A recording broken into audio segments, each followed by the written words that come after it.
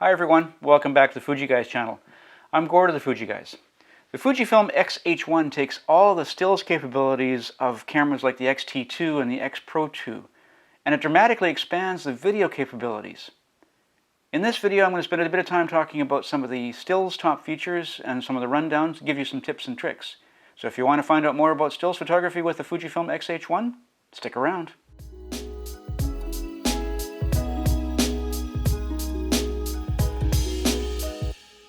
Depending on your country, there's a couple of different ways that you can purchase the X-H1, including body only, or as I have here, with the booster grip. If you do purchase the booster grip kit, there's actually 3 batteries inside the box, so you're able to take full advantage of the power capabilities right away.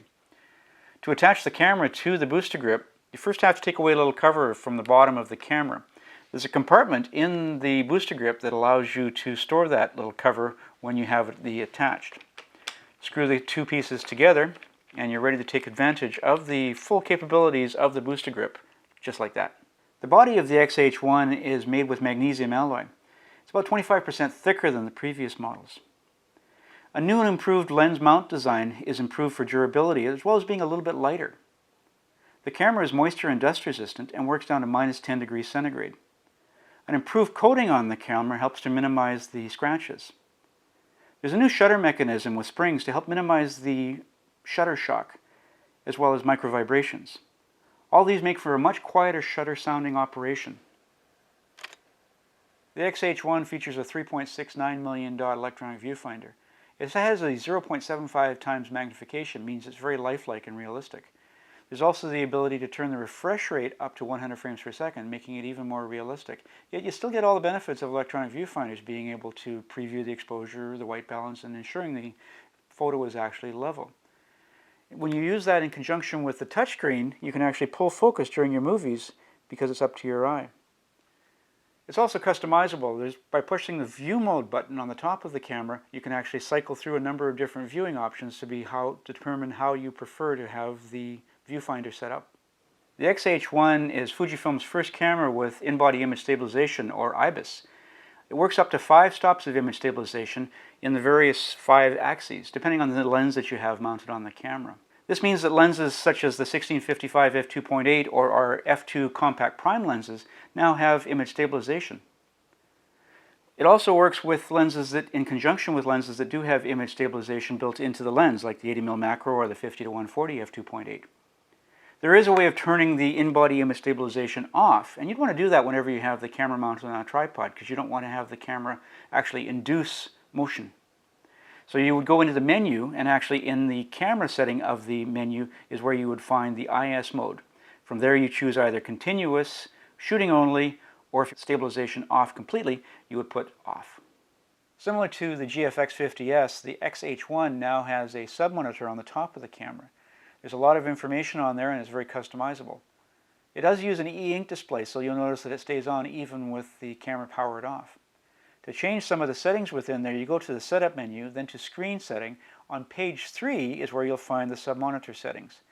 First, let's take a look at the second line there where it's sub-monitor, and you can choose whether it's white on black or black on white. Then you have the ability to change some of these parameters that are displayed on the top of the camera. And from within there are 2 settings. One's for stills, one's for video. And there's different information displayed across the top there. You then select the mode you're wanting to change. Then you select which of the parameters you want to have displayed. And then you can from there toggle between the various options that are available. Shutter speed, exposure compensation, ISO, number of frames remaining, amount of time left recording, etc. The back of the X-H1 features a 3-inch touchscreen. You can actually use it to touch to focus as well as touch to shoot. There's also 4 customizable sweep functions. If you sweep up, by default, it actually shows you the 3-color histogram, and as well as the blinking highlights. Swiping up again turns that off. If you swipe down, you now have the 3-way level. So in addition to left and right, you also have up and down pointing. And there's other functions as well.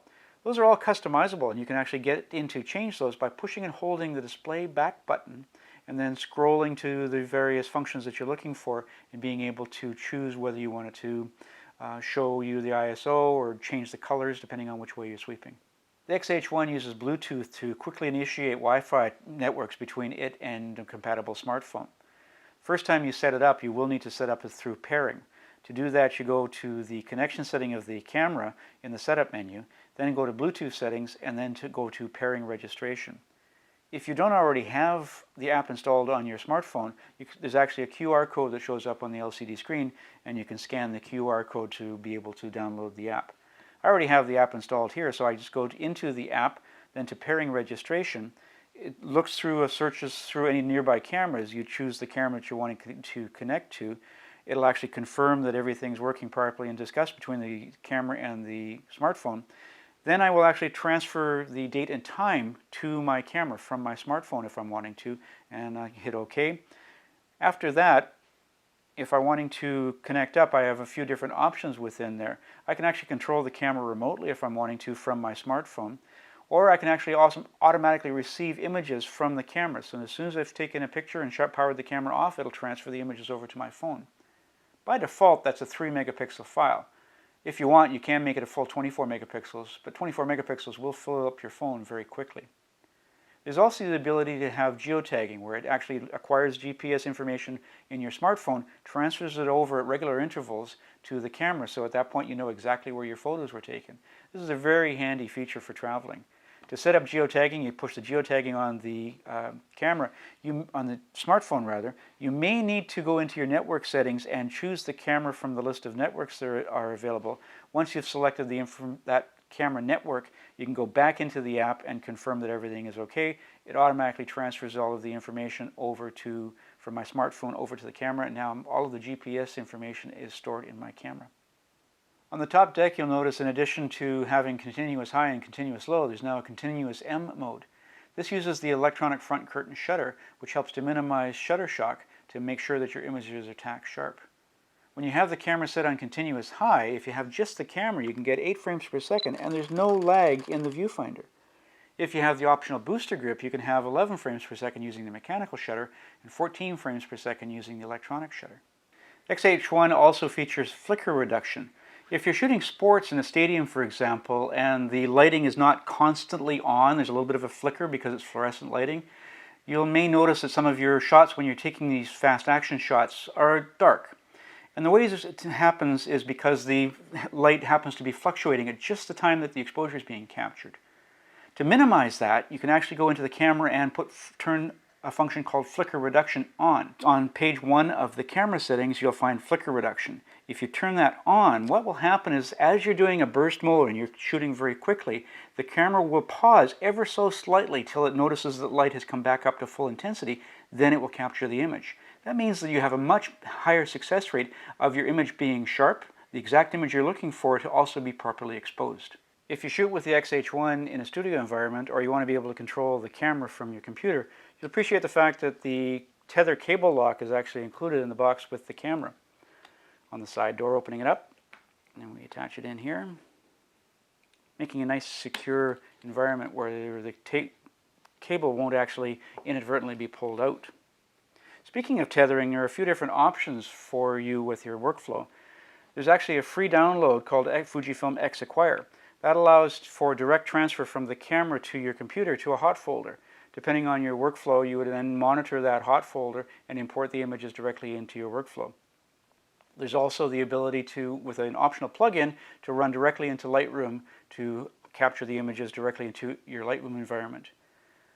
The X-H1 is also compatible with the Fujifilm X-RAW Studio. So if you connect your camera to your computer, you can actually use the processing power of the camera to get those film simulations that you're used to, rather than having to try and mimic those within your computer.